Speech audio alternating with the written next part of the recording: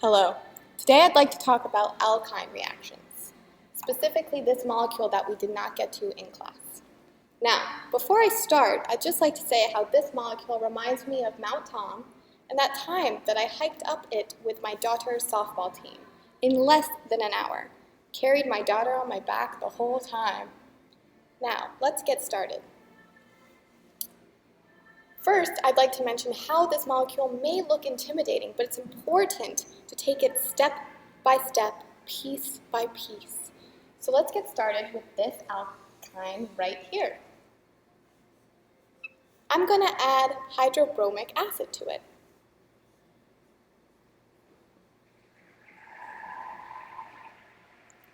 Now, before I begin the reaction, I need to count my carbons and number them. I can't stress this enough. It is so crucial to number your carbons.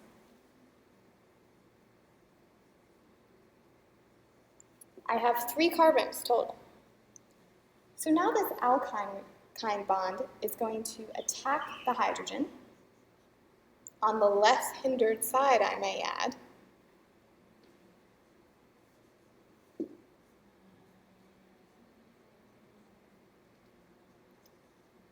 This is what the intermediate will look like. There is a carbocation. Now, if you remember from class, a carbocation indicates that rearrangement is possible.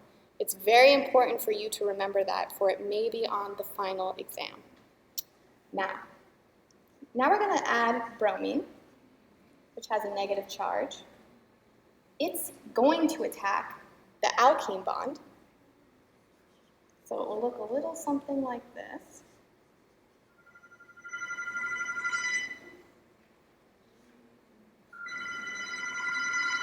We're just going to ignore the foam. Just ignore it.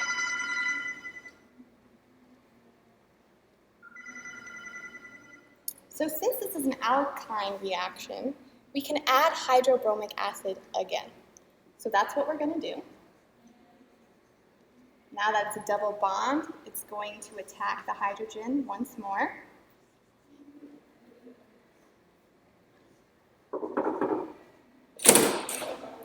Oh, sorry, I just didn't know where to... It's a, just hold on. Sorry, Just leave it there, just leave it there, okay? Okay. Right, so we just added this hydrogen here. There's actually 3 hydrogens here. And this now has the positive charge on carbon, forming another carbocation. So we're going to add bromine once more.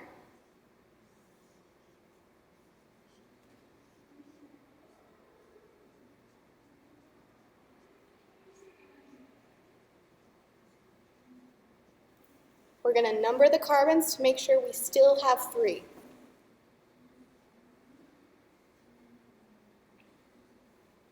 And it looks good. I'll see you in class tomorrow.